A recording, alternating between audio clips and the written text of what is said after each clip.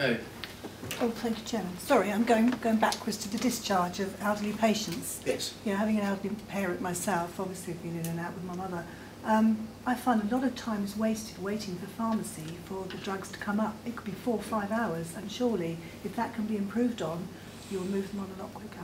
You're so right. So and I don't like to go back to that point, but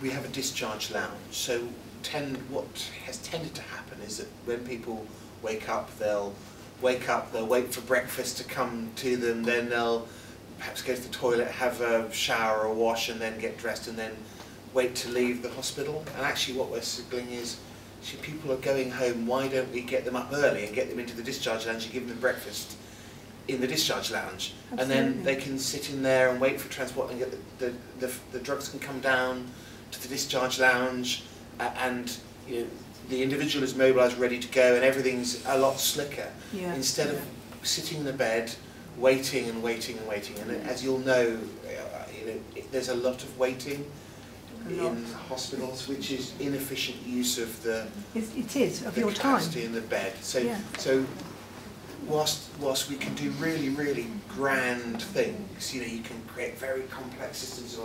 The answer in most cases, and I guess there's a lot of business people around the table, do the basics well.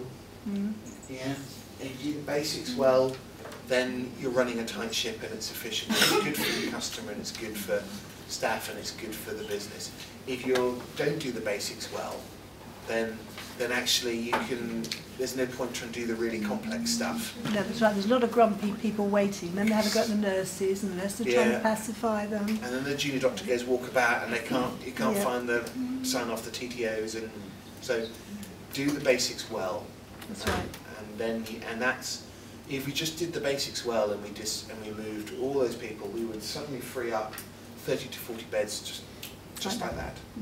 And then the people who are arriving at ED would have a bed to go to, because there's 30 to 40 beds suddenly freed up. And so the basics well is really important. Thank you, Richard. Thank you, David. Yes.